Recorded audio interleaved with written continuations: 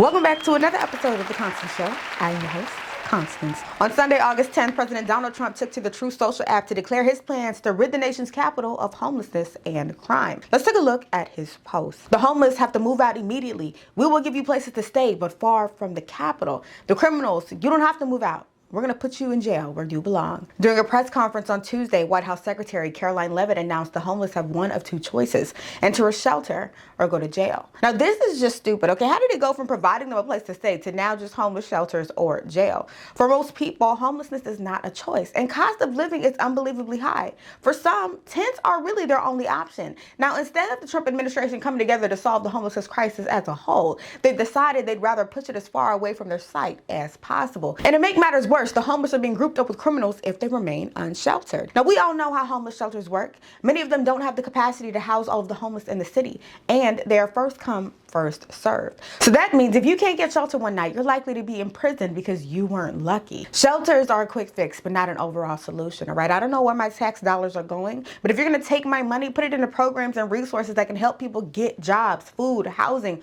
or anything to get them off the streets. And to be quite honest, the Trump administration isn't the only one at fault. They're just the most blatant about their lack of care for the homeless. Now, in efforts to minimize crime in D.C., President Trump is taking federal control over the Washington D.C. Police Department. According to BBC News, 800 National Guard troops are expected to be deployed in the city, as well as 500 federal law enforcement agents. In theory, this doesn't sound too bad, right? Increased police presence would probably help limit the amount of crime going on in the city. However, we all know the police aren't actually going to be stopping real crime. They're going to use this as an excuse to arrest and imprison suspicious-looking black and brown people just because they can. And if the president can deploy the National Guard, then why isn't this energy being used to help stop sex trafficking and find missing children? I'm sorry, but this country is a joke, okay? That is all that I have to say. I want to know your thoughts. How do you feel about Trump's plans to rid the nation's capital of crime and homelessness? Go ahead and leave a comment down below. That's all I have for you guys today. Thank you so much for watching. I love you guys. I appreciate you guys, and I will see you next time.